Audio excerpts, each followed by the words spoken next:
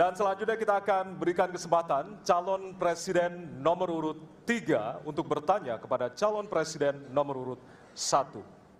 Dan waktu Bapak 1 menit dimulai dari sekarang. Mas Anies pernah menjadi gubernur ibu kota.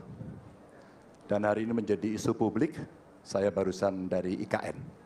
Mas Anies, dengan berbagai kondisi yang ada di Jakarta, traffic jam, orang bermigrasi, bagaimana polusi yang terjadi.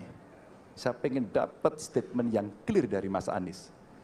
Apa pendapat Mas Anies ketika kemudian Indonesia sentris itu ingin dibangun, mimpi besar anak bangsa sejak presiden sebelumnya ingin dibangun untuk memindahkan ibu kota dari Jakarta ke IKN. Silakan. Baik, waktunya masih ada, Bapak? Cukup. Cukup, baik. Terima kasih. Kemudian kami silakan calon presiden nomor urut 1 untuk memberikan jawaban selama 2 menit, dimulai dari sekarang. Kalau ada masalah jangan ditinggalkan, diselesaikan. Itu filosofi nomor 1. Jadi, ketika di Jakarta menghadapi masalah, maka masalah lingkungan hidup, masalah lalu lintas, kepadatan penduduk, ini harus diselesaikan. Ditinggalkan tidak kemudian membuat otomatis selesai. Justru ini yang harus dibereskan. Kalau kami melihat, begitu kita bicara lalu lintas, kontribusi aparat sipil negara di dalam kemacetan itu hanya 4-7%. Jadi nggak akan mengurangi kemacetan di sini. Yang kedua, soal lingkungan hidup. Kalau yang pindah itu pemerintah, bisnis, keluarga masih tetap di sini, masih tetap ada masalah. Karena itu kami berpandangan, masalah yang di Jakarta harus diselesaikan dengan transportasi umum yang dibangun. Kemudian yang kedua, menambah taman yang dibangun, transportasi umum berbasis elektrik.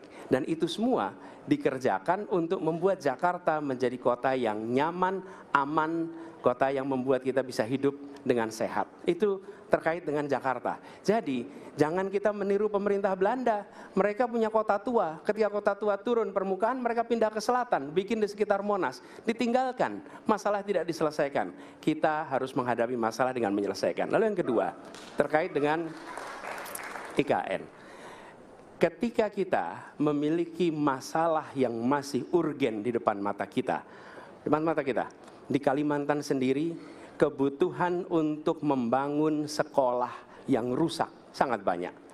Membangun kereta api atau jalur tol antar kota di Kalimantan itu urgen. Yang merasakan dari uang itu siapa? Rakyat. Sementara yang kita kerjakan hanya membangun tempat untuk aparat sipil negara bekerja, bukan untuk rakyat dan bukan pusat perekonomian. Baik. Ya, waktu Anda habis dan kami persilakan kepada calon presiden nomor urut 3 untuk menanggapi jawaban dari calon presiden nomor urut 1. Waktu Bapak 1 menit, disilakan. Apakah boleh saya simpulkan kalau begitu, Mas Anies dalam posisi yang oposisi terhadap beberapa kebijakan termasuk IKN, menolak IKN dilanjutkan? Terima kasih. Cukup Bapak? Cukup. Baik. Baik, selanjutnya kami berikan kesempatan kepada calon presiden nomor urut 1 untuk menanggapi tanggapan dari calon presiden nomor urut 3, waktunya 1 menit dari sekarang. Inilah salah satu contoh produk hukum yang tidak melewati proses dialog publik yang lengkap. Sehingga dialognya sesudah jadi undang-undang. Dan ketika dialognya sudah undang-undang, siapapun yang kritis dianggap oposisi, siapapun yang pro dianggap pro pemerintah. Kenapa? Karena tidak ada proses pembahasan yang komprehensif yang memberikan ruang kepada publik. Ini negara hukum, bukan negara kekuasaan. Dalam negara hukum, berikan ruang kepada publik untuk membahas sebuah peraturan sebelum dia ditetapkan. Tapi ini nada-nadanya seperti negara kekuasaan, di mana penguasa menentukan hukum. Dan kemudian dari situ kita berdebat pro kon. Kami melihat ada kebutuhan-kebutuhan urgen yang dibangun untuk rakyat. Kalau hari ini kita belum bisa menyiapkan pupuk lengkap, tapi pada saat yang sama kita membangun sebuah istana untuk presiden, di mana rasa keadilan kita? Oke? Waktunya sudah habis.